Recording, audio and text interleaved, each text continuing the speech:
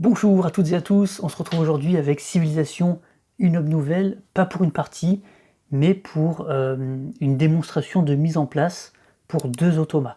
Donc comment jouer en solo avec deux automas à Civilisation, une œuvre nouvelle. J'ai déjà fait pas mal de vidéos sur ce jeu, j'ai déjà montré comment jouer avec un automa, j'ai fait une partie complète avec deux automas d'ailleurs, mais on m'a demandé peut-être un petit peu plus de détails, comment vraiment déterminer le début de partie. En fait, je sais pas trop, parce que je rappelle que la version solo en fait de Civilisation une œuvre nouvelle officielle se limite au jeu de base. Et donc pour ajouter le mode solo à l'extension, c'est un joueur en fait qui est parti du mode solo de base et qui l'a adapté à l'extension, et il a fait un excellent travail. Maintenant, il n'explique pas comment jouer à plusieurs automas, et donc j'ai moi-même déjà adapté un peu les règles par rapport à lui, ce qu'il a fait, et puis pour partir avec deux automas, et en fait, on va voir ensemble, on va tout simplement adapter de façon simple et la plus logique possible, tout simplement. Alors, on va aller directement sans perdre de temps. Donc, les règles en fait du jeu solo sont en anglais. J'en avais traduit, en fait je les ai toutes traduites ici, donc ça c'est un fichier que vous pouvez retrouver aussi ou me le redemander si vraiment vous voulez le récupérer. Donc ça, ce sont les règles que j'avais traduites pour jouer en solo avec Civilisation une nouvelle et Terra Incognita, mais j'avais pas détaillé effectivement la mise en place avec trois automas en fait. Avec deux automas, pardon. 3, ça ferait peut-être un peu beaucoup. Donc, en fait, je vais repartir de la règle en anglais, puisque lui, il avait fait des schémas, moi, j'avais la flemme de les reprendre. Donc, on va repartir de ça, et puis on va voir comment, par rapport à ça, ajouter un deuxième automa. Donc, lui, il nous dit, pour créer la map, on place deux tuiles, en fait, qu'on choisit, en fait, enfin, qu'on tire aléatoirement la face A ou la face B, et on les positionne soit comme ça, soit comme ça. Et puis là, il y a des choses, il y a des placements alternatifs. Si par exemple, en plaçant les forteresses de départ, si ça tombe pas bon, par exemple si c'est adjacent à une cité-état ou quelque chose comme ça, ça serait pas valide, donc il propose cette alternative. Donc on va essayer de partir de ça et on va voir ce que ça donne. Donc on prend deux tuiles au hasard, et on les positionne, par exemple, on va prendre les faces A, donc on va les positionner une comme ça et une comme ça. Voilà, donc on part sur ça. Justement là ça tombe bien, c'est vraiment l'exemple, voilà, sans faire exprès, je suis tombé sur le cas particulier. Donc je vais mettre ça ici, puis je vais mettre la règle ici, comme ça vous voyez les deux. Donc lui il dit on part comme ça, ensuite on prend, alors évidemment j'ai rien préparé à l'avance, je fais vraiment toujours à l'arrache, c'est genre j'ai envie de faire une vidéo, je la fais. Donc on part sur les pions de chaque joueur. Donc je vais sortir par exemple les violets ici, et puis les verts.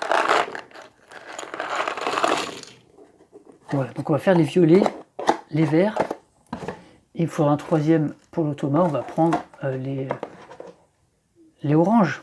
Voilà, les oranges, comme ça on a trois couleurs bien distinctes. Voilà. Donc lui, il nous dit, tout simplement, vous placez, quand on joue à deux joueurs,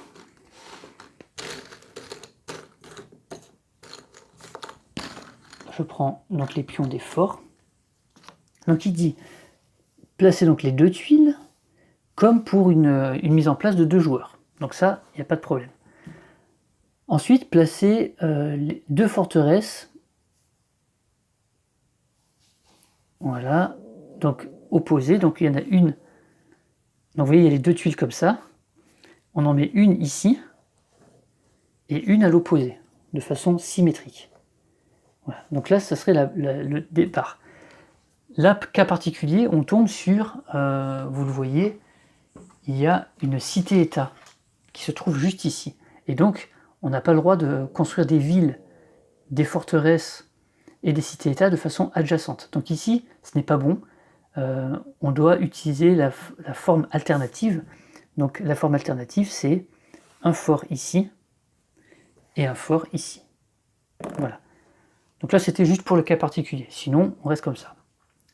Donc ça, c'est... Voilà. Ensuite, donc si le placement n'est pas légal, c'est d'accord. Et en fait, il précise bien que on les place à chaque fois comme ça.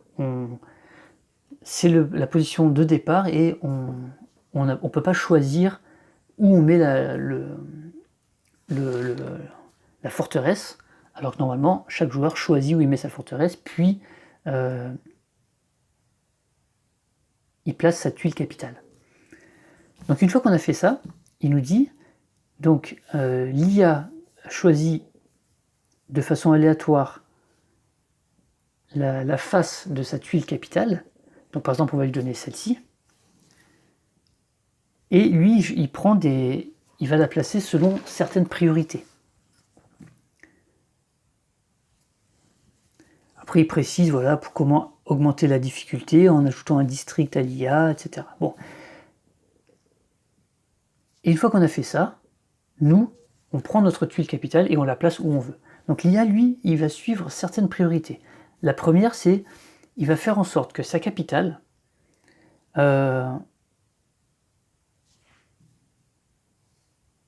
soit au plus proche, donc à moins de 3 cases, d'une merveille naturelle ou d'une cité-État. Donc là, ben, c'est simple. Donc sa première priorité, c'est merveille naturelle et cité-État. Et effectivement, puisque ce sont des tuiles, des hexagones qui sont très intéressants. Donc là, des cités-États, on en a 2. Donc il peut très bien se mettre soit comme ça, par exemple. Il peut soit viser celle-ci, soit viser celle-ci. Et dans les deux cas, il serait à moins de 3 cases d'une cité-État. Il n'y a pas de merveille naturelle là sur cet exemple. Donc il y a 2 possibilités. Ensuite, comme il y a 2 possibilités, on va regarder où il y a le plus de ressources. Alors en se mettant comme ça par exemple, il y a évidemment la ressource qui est sur sa propre tuile, mais il y a celle-ci. Donc là, il aurait une ressource de plus. Mais s'il se met comme ça, donc là il touche bien, voilà. Donc là, il a aussi cette ressource de marbre qui est aussi valide. Donc, est-ce qu'il y a un autre moyen? Il peut se mettre aussi comme ça marche aussi. Donc les 2 positions sont encore à égalité. Ensuite, il regarde, il va essayer de mettre sa capitale au plus proche d'une forteresse. Et donc c'est là que la forteresse va entrer en compte. Donc il faut qu'il soit maintenant à 3 cases ou moins d'une cité-État, à 3 cases ou moins d'une ressource. Et puis au plus proche d'une forteresse. Bon ben là, en se mettant comme ça, il est à 1, 2, 3, 4 de cette forteresse. À 1, 2, 3, 4 de cette forteresse, il est à égalité. Alors que s'il se met comme ça, 1, 2, 3, il est à 5 de la forteresse. Ah, d'ailleurs, cette forteresse, elle est là normalement. Parce que là, on n'oublie pas qu'on ne peut pas compter à travers l'eau. Vous voyez, en faisant comme ça, il pourrait être à 4 cases pareilles. Hein. 1, 2, 3, 4, comme celle qui est là. Mais là, comme il y a de l'eau, il ne peut pas traverser, donc il est obligé de faire tout le tour. Donc, c'est ici qu'il va se positionner. Vous voyez? Donc le départ serait ici. Maintenant, il y a encore une condition, c'est qu'en se mettant comme ça, il est à 4. Mais s'il se met comme ça, il est aussi à 4. S'il se met comme ça, parce qu'il a le droit, il touche 4 tuiles, donc c'est bon, il est aussi à 4. S'il se met comme ça, il est aussi à 4. Donc comment il met sa tuile? Ben, en fait, on continue dans l'ordre de priorité. Il va essayer de connecter le plus de forêts, de déserts et de montagnes. Donc en se mettant comme ça, il connecte rien, rien, rien. Voilà. Là, il connecterait rien du tout. Donc là, dans ces cas-là, je ne sais absolument pas comment il se débrouille.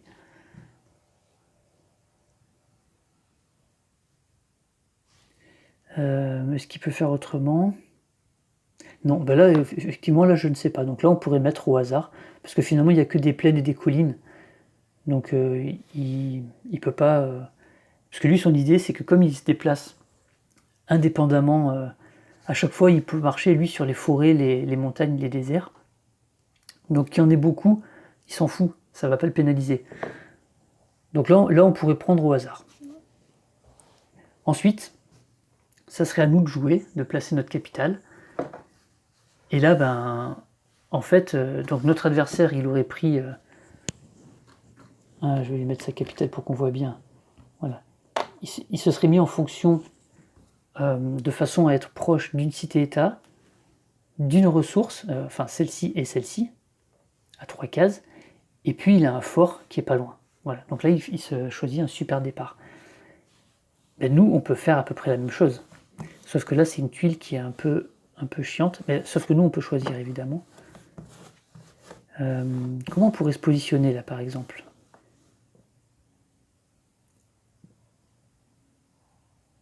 Mais vous voyez, là, nous, on serait désavantagé par rapport à lui, parce que, certes, on a les deux ressources, on a aussi la cité-État, mais le fort est beaucoup plus loin pour nous. Alors après, rien ne nous empêche d'essayer de nous mettre comme ça.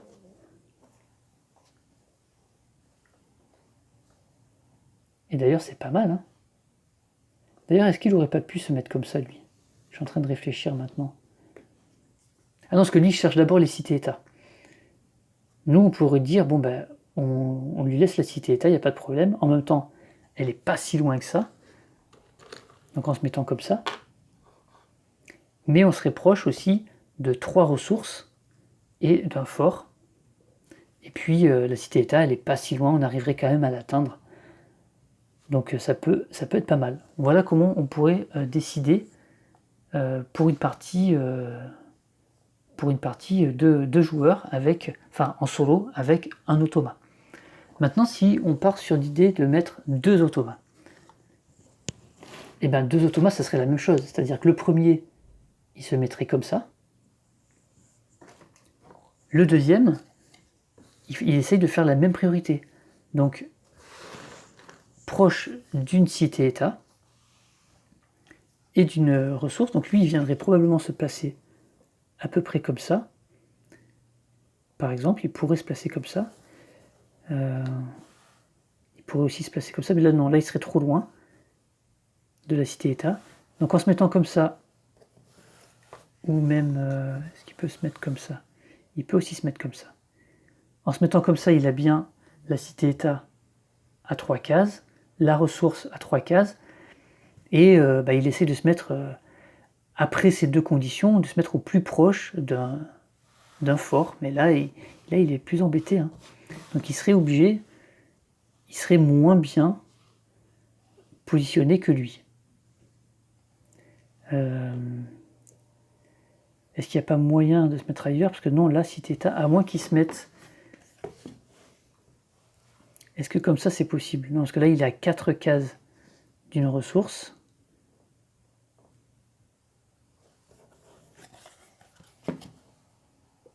Et là, de toute façon, il ne touche pas le fort. Non, je pense qu'il n'a pas le choix. Il se mettrait à peu près comme ça. Le joueur, l'automa orange se mettrait comme ça.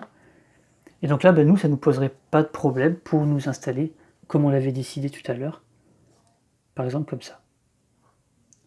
Voilà. Et on aurait une map qui serait à peu près comme ça, avec un automa qui a choisi en premier, qui a pris la meilleure position, un deuxième automa qui, lui, continue à prioriser les cités-États par rapport au fort, alors que nous, on va plutôt prioriser le fort par rapport aux cités-États. Parce qu'aller prendre un fort, ça va être quelque chose de très important en début de partie, donc on aimerait bien le faire avant les automas. Mais lui, il préfère aller prendre les cités-États. Pour quelle raison? C'est que les cités-États lui apportent des bonus. Il va aller prendre tout de suite les cartes diplomatie, et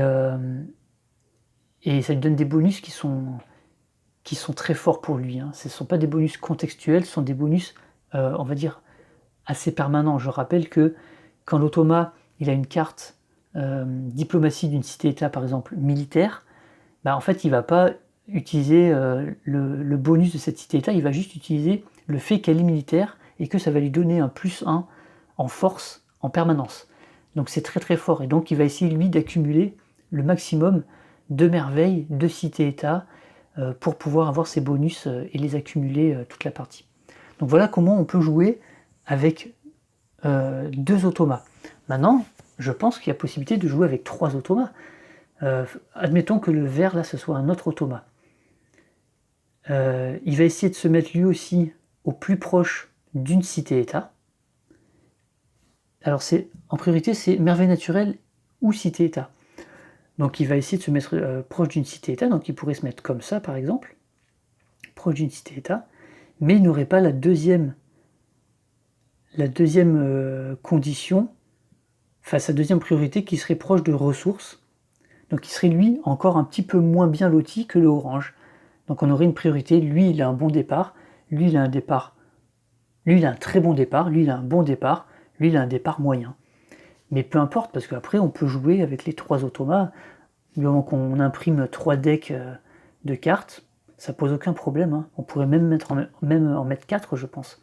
Ça poserait pas de problème et c'est assez fluide à jouer puisque vous savez que ce jeu est extrêmement fluide. Il suffit juste de jouer, d'appliquer ce qui a marqué sur sa carte. Et c'est tout, donc c'est très très simple. Donc voilà comment on joue tout simplement. Alors, par contre, si on met 3 automas, on partirait sur la config. Probablement la config pour 3 et 4 joueurs. C'est-à-dire on mettrait ça comme ça, puis une autre... attendez, que je ne me trompe pas, voilà, ça. Puis on mettrait celle-ci comme ça, et celle-ci comme ça. Donc on partirait sur 4 tuiles comme ça. On réinstallerait donc les forts. Donc là on pourrait les remettre, donc techniquement il faudrait qu'il y en ait un ici, un ici, un ici, et le quatrième, alors je ne vais pas en sortir un parce que j'ai pas envie de sortir, il serait normalement ici. Voilà. Et donc là, comme ici c'est pas possible, on pourrait faire la version alternative. Donc est-ce qu'on mettrait tout simplement le fort ici et on laisse celui-ci ici? Pourquoi pas? Ça peut faire des choses assez improbables, et puis là on voit qu'en plus il y a une merveille naturelle, donc le positionnement serait différent. Donc là par exemple le premier joueur, le premier automa, lui, il essaierait de se mettre à la fois proche de la merveille naturelle et d'une cité-État. Alors là il va avoir du mal à le faire. S'il se met là, non, il est trop loin.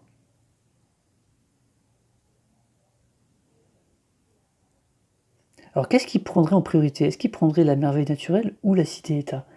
C'est ça qui est intéressant. Ça je sais pas, on pourrait le déterminer, hein. Voir avec qu'est-ce qui serait le plus avantageux pour lui. Je pense que la cité-État est meilleure pour lui, mais bon.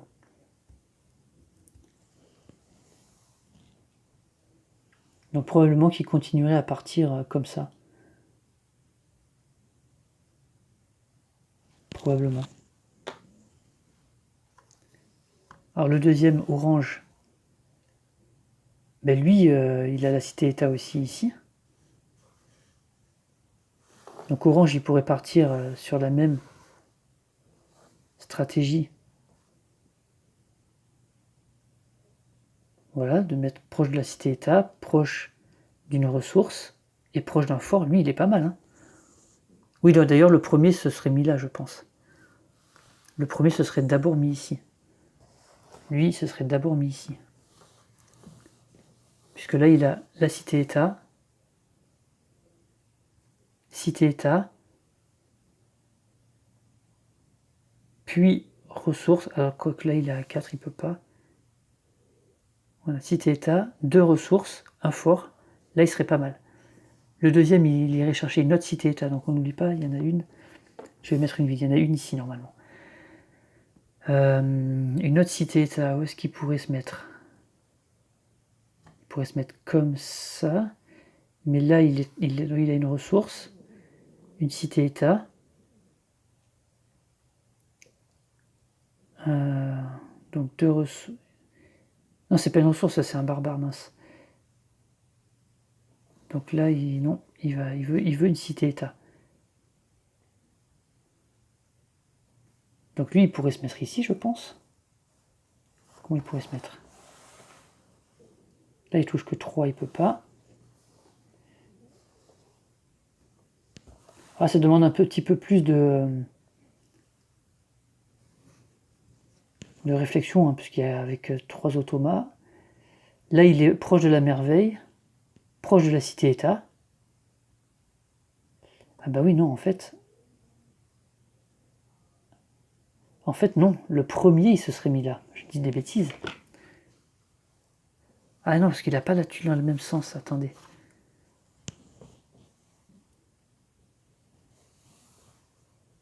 Là, il est à 4. Et là, il est à 4. Et oui, non, en fait, le fait qu'il ne soit pas sur la même face de tuile, lui, il est sur une face B. Donc ça ne marche pas pour lui. Donc finalement, le premier se serait mis ici. J'ai dit comment? Comme ça. Le deuxième, du fait de son orientation différente, en se mettant ici, il est à la fois à 3 cases de ça et de ça. Donc finalement, celui qui se met en deuxième, il est mieux positionné. C'est pas mal, c'est intéressant ça. Ensuite, le vert, lui, il va essayer de se mettre aussi cité-état. Mais là, il n'arrivera pas à se mettre aussi proche. Parce que cité-état, on a ici, on a ici. Après, on a merveille. Ouais, je sais pas, il pourrait se mettre peut-être comme ça. Là, il est à 3 d'une cité-état, il a 2 ressources, et il est à 4 d'un fort, c'est pas si mal. Hein. Ouais, c'est pas mal.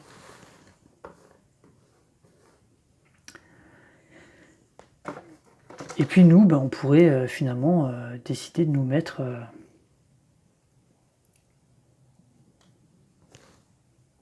proche d'un fort,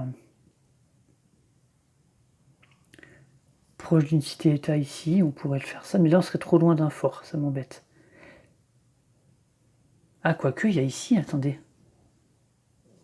Lui, avant cette priorité, il peut se mettre là. Et là, il est encore plus proche. Il est à 3 d'une ressource, à 3 d'une cité-état et à 3 d'un fort. C'est encore mieux, en fait.